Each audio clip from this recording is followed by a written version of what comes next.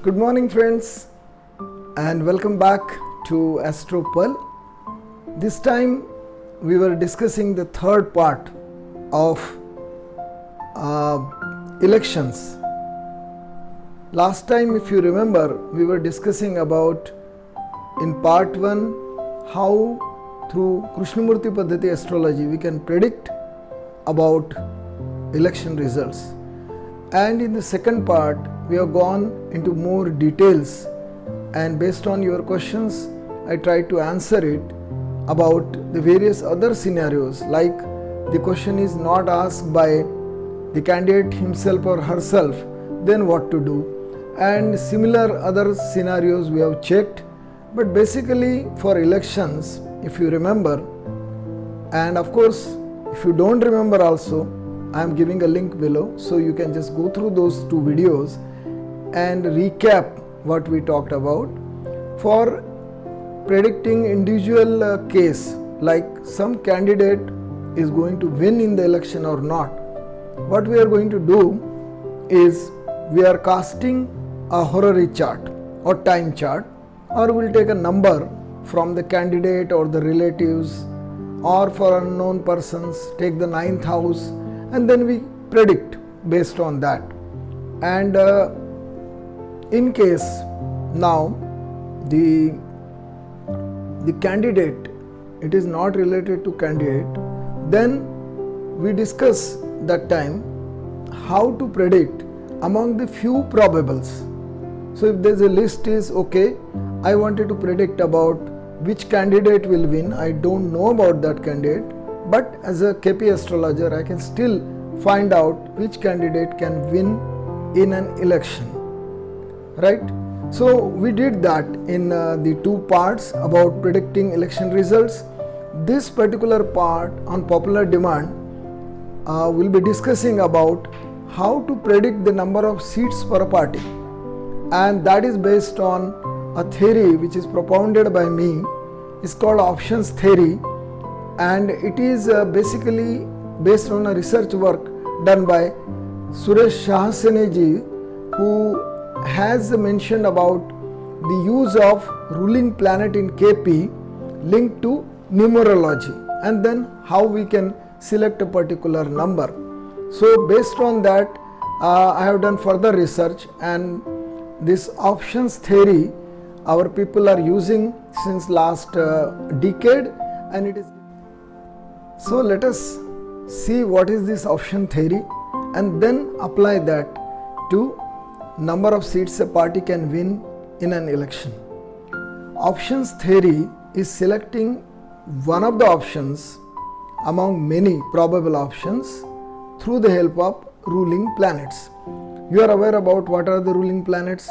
As a KP astrologer, you know that the ascendant at the given moment, the sign lord of the ascendant, star lord of the ascendant, the moon position at that point, the sign lord of the moon and star lord of the moon, and the day lord. These are the 5 ruling planets. Okay. Now with the help of ruling planets, we can predict many things. In fact, ruling planets is a master key in Krishnamurti Paddhati, and ruling planet based prediction, it has some advantages and it has some precautions are also to be taken. I will talk about the precautions in later part of this video. The most important thing, it is a divine direction. So many people which think that mechanically I can apply the ruling planets n number of times and I should get results, is not true. Now okay, now how do we apply these ruling planets into the selection of options? So what do we do? So we have suppose 10 options, say 1, 2, 3, 4, 5, 6, 7, 8, 9 and 10. Among these 10, suppose 10 horses are running in a race, and you wanted to know which horse will win that race. Now we have to connect ruling planets with the options. That is, we have to convert ruling planets into a number, and for that what we are going to do, take each of the ruling planet like we have already explained. Now ascendant, Now ascendant lord, suppose it is Mars, then we have to take the Mars owns which signs? It owns Aries and it owns Scorpio. Like so, as per allotment of signs, we will allot Aries as number 1, Taurus as number 2, like that Pisces as number 12, like Mesha number 1, Vrishabha number 2, and finally Meena number 12. So in this sequence, the Mars will be owning the first one and 8th sign. So we'll take number 1 and number 8 and add, and it will become 9. So if the ascendant lord is Mars, we'll take the number 9 against it. Like that, we'll look into the moon star lord and the ownership of that star lord on which signs. Suppose moon star lord is again Mercury, suppose. In Mercury owns which signs? Gemini and Virgo. So with these two signs, that is Gemini is the 3rd sign in the zodiac, 3, and Virgo is 6th sign in the zodiac. So 3 plus 6 again 9. So against Mercury we will have to write 9. Now the moon's sign lord is the next ruling planet. Moon sign lord, suppose it is Saturn. Then Saturn owns Makara and Kumbha. So Makara is the 10th sign, Kumbha is the 11th sign. If you add the two, it will become 21. Similarly, now the last ruling planet is the day lord. And day lord, suppose it is Jupiter. It is Thursday. Day lord is Jupiter. Then it owns Dhanu and Meena. That is the 9th sign and 12th sign. If you add together, it will become 21. Right? Like that. Suppose any one of the ruling planets, suppose it is Sun, then what will be the equivalent number? For Sun it is Leo, that is the 5th sign, 5. So if it is Moon, 4th sign, Karkataka, Cancer, right? So like that. So we are taking the ruling planets, whatever the planet is, whatever the sign it owns in Rashi Chakra, we add the value of two signs and take that number. So that is the number against that ruling planet. When you add all these numbers together for all the ruling planets, then it will give a bigger number. And suppose the bigger number comes to say 37 or 43, and then you have to add those two numbers again, say 43. If you add 4 plus 3, 7, then it will become the number 7. 4 plus 3 is 7. Suppose we had earlier say 32, then 3 plus 2 is 5. So if it is 32 is the total, then it is the 5th option it indicates. And in case of it is 43, it is the 7th option. So now I think you know how to convert the ruling planets into a equivalent single digit ruling planet number. Single digit ruling planet number, then will point to the option. Now you may ask, if it is Rahu and Ketu, then what will do? If Rahu is in ruling planet, then Rahu is in which sign? Right? Simply, suppose Rahu is also in a Mithun Rashi, then simple, we will take the number 3. Here we will not add number 3 plus 6. Suppose Ketu is also there in ruling and Ketu is in Dhanu Rashi, then what we will do? Straight away number 9 is assigned to it, because Dhanu Rashi is number 9. Had it been in Kumbha, then it is number 11 would have come and not 10 plus 11. I hope it is pretty simple. If once you start practicing, you will able to apply it more confidently. Now this is the option theory. Now we have ascendant lord, moon star lord, moon sign lord and day lord. Now all these assigned number, when you total and you keep on totaling till you get a single digit number. For example, in total you got number 43, suppose, all total together. Then 4 plus 3 will be 7 is the single digit number, and this single digit number will point unerringly to the option which is pointing to the event. Like 10 horses I said are running in a race. Then which horse will win now according to this theory? The 7th one. Like 7 number, single digit number has come, so it is connecting to the victory of 7th horse. You can try it out in horse races, you can try it out to the minor events in life, and then you will test the theory. So we have seen in options theory that we have number of options, say 1, 2, 3, 4, 5 like that, and the options are less than or equal to 10. This is the first part. So let us discuss that. Mostly we can frame our questions in such a way that options will fall into this, that the options are up to 10, and then we already based on ruling planets we got a single digit number. So if the single digit number, as I explained in one example to you just now, if it is now 7, then out of 10 the 7th horse will win. But if you are now suppose having only 5 options, you are having the 5 probabilities of the candidates in election, and you say there is a candidate number 1, candidate number 2, candidate number 3, like that you are having 5 candidates, right? Only 5, and your single digit number total came to say same 7. Then how do we predict? So in this case what you have to do is you have to subtract that 5 from 7 and take the remainder. So first 5 has gone, then again because you have got a single digit number as 7, the 6th one and then 7th one. Like the 6th one will be again the first one, because 1, 2, 3, 4, 5, again you go back, the 6th as 1, 7th as 2. Then in this case the second number candidate will win.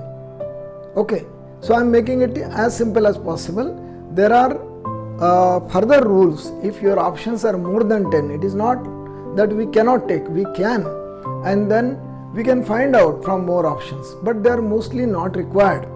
In case you need that, I'll probably you can find it in a write-up, or you can also raise specific questions, I will answer to it. Now how do we apply this options theory to the number of seats? Here the beauty is you have to frame your questions very properly. That is anyway required in horary, but it is more so in the options theory, because I have seen that options, when you frame, you have some probable again party in your mind, and you feel they either win with great victory, or you may feel that they may not get sufficient number of seats. So here the ranges of seat should be all inclusive. What do I mean by this? I will make it clear by an example. For example, in the state of Telangana, there are about 119 seats for assembly election. Okay, now you may take a party in your mind. For example, you say party A I prefer, and this party I feel they will win with some margin or something. Then in order to find out how many seats that party can win, you have to take, say for example, option number 1, party will win more than some number. Say in this case, suppose we say it will win more than 70. Okay, that is option number 1. Second option will be it is equal to 70 or less than some number. So you will say a range of 60 to 70. That could be second option. Third option will be 50 to 60. Fourth option will be 40 to 50. But here you should not stop and give one more option. Even if you don't think so that party will have such a less number of seats, but you should give an option less than, the last option here should be say less than, you came up to say 40, then you give the last option as less than 40 seats. In this, what will happen is the resultant will fall somewhere. You will not have an option, you will not have option which is beyond the range. For example, you have less than 40. So anything from 0 to 39 will fall in this range. Then you have another range 40 to 50, then 50 to 60, 60 to 70. Then your last range is more than 70. So with this kind of structuring and grouping, you will able to find out a range of seats. You may not able to get exact number of seats by a party. For that you have to take more number of options. But I think with this it is enough to find out which party is going to have majority number of seats, which party what range of seats it will get. So once you get these ranges, then the second step is take the ruling planets, then with that ruling planets convert those ruling planets into a single digit number, which is already explained earlier in this video. That single digit number should point, suppose the answer is 4 and we have a range of 6, say greater than something, then some range, then some range, and less than something. So 1, 2, 3, 4, 5, 6, those are my options, and I got some number 3 as my single digit number. So number 3, so in this case say range of some 50 to 60 seats a party A will get in that election. It is like that. I hope you understood that and you can apply this to coming elections for assembly or parliament, anything, the rule is same. And now what where else you can use this kind of knowledge of options theory? You can, as I already told, in races, say horse races or some other kind of other races which are happening in, say, even Olympics, or you can also find out in, say, now Cricket World Cup is going on. So you can find out which team will win, right? So you can put team A 1, 2, 3, 4, 5, 6. As you know, there will be 9 teams or 10 teams, and you can find out from that which team can win this World Cup. So I hope this will be very useful to you. Now the next part, I just wanted to cover what are the precautions which you must take in order to ensure that your prediction comes 100% true.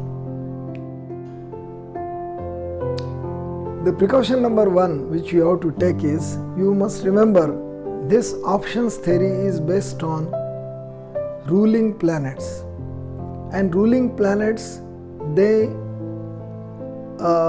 help you when you have a complete trust. It's a divine kind of intervention or guidance. In that case, what is necessary is the urge. In all horary questions, if the urge is not there, you will not get the answer.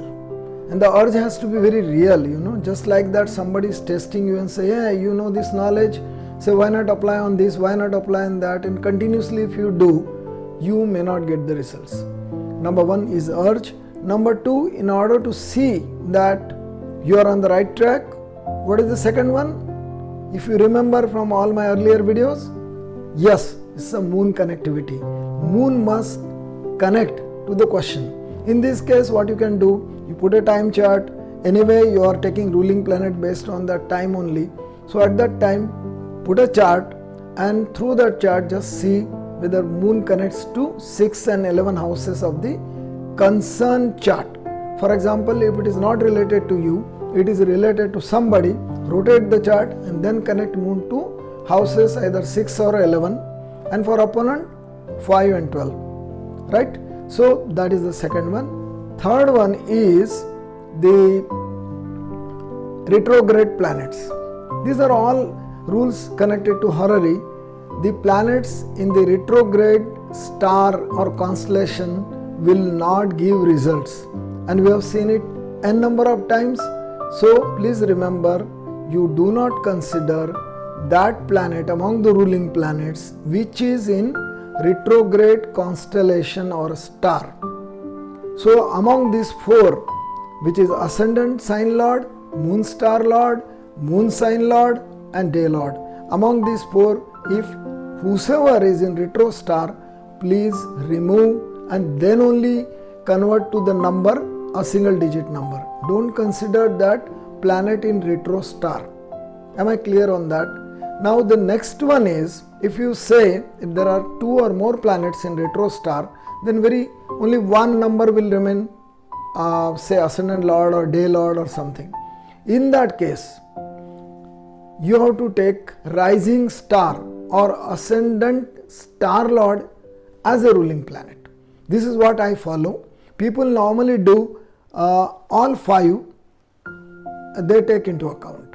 And as per the ruling planets, all five are called ruling planets, and you can experiment, you can consider all five always, or you can follow this theory, take four, and whenever you are having two or more planets in retro star, consider the use of rising star.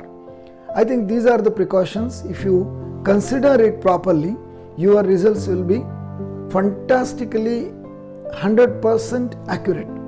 So you don't have to then see that, because of this your prediction went wrong. It will not go wrong. So with that, I would like to wish all the best in option theory based predictions, particularly for predicting number of seats in these upcoming elections for various parties, for various states, and then of course in the next year for parliamentary elections.